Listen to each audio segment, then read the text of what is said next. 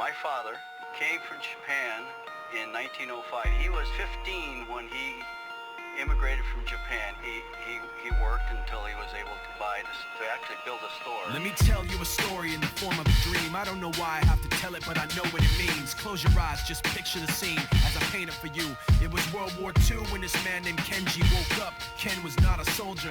He was just a man with a family who owned a store in LA. That day, he crawled out of bed like he always did, bacon and eggs with wife and kids. He lived on the second floor of a little store he ran. He moved to LA from Japan, they called him immigrant. In Japanese, he'd say he was called Issei. That meant first generation in the United States, when everybody was afraid of the Germans, afraid of the Japs, but most of all afraid of a homeland attack. And that morning, when Ken went out on the doormat, his world went black, cause right there, front page news, 3 weeks before 1942, Pearl Harbor's been bombed and the Japs are coming. Pictures of soldiers dying and running. Ken knew what it would lead to, just like he guessed. The president said the evil Japanese in our home country would be locked away.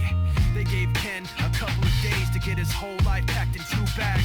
Just 2 bags, couldn't even pack his clothes. Some folks didn't even have a suitcase to pack anything in, so 2 trash bags is all they gave them. And when the kids asked Mom, where are we going? Nobody even knew what to say to them. Ken didn't want to lie, he said the US is looking for spies, so we have to live in a place called Manzanar, where a lot of Japanese people are. Stop it, don't look at the gunmen.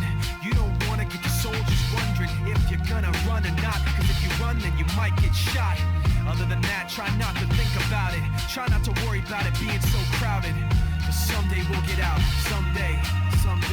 As soon as war broke out, the FBI came and they just come to the house and you have to come. All the Japanese have to go. They took Mr. Lee, and people couldn't understand why they had to take him, because he's just innocent laborer. So now they're in a town with soldiers surrounding them.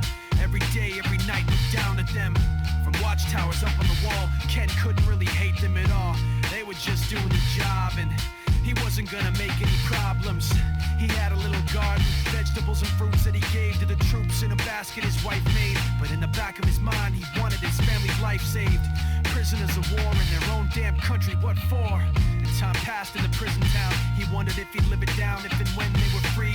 The only way out was joining the army, and supposedly some men went out for the army, signed on, and ended up flying to Japan with a bomb.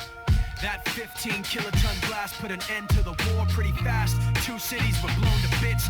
The end of the war came quick, and Ken got out big hopes of a normal life with his kids and his wife. But then they got back to their home, and what they saw made him feel so alone. These people had trashed every room, smashed in the windows and bashed in the doors, written on the walls and the floor, Japs not welcome anymore. And Kenji dropped both of his bags at his sides and just stood outside. He looked at his wife without words to say. She looked back at him, wiping tears away, and said, someday we'll be okay, someday. Now the names have been changed, but the story's true. My family was locked up back in 42.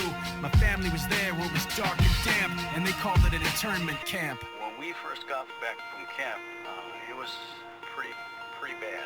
I remember my husband said, we're gonna stay till last. Then my husband died before they closed the camp.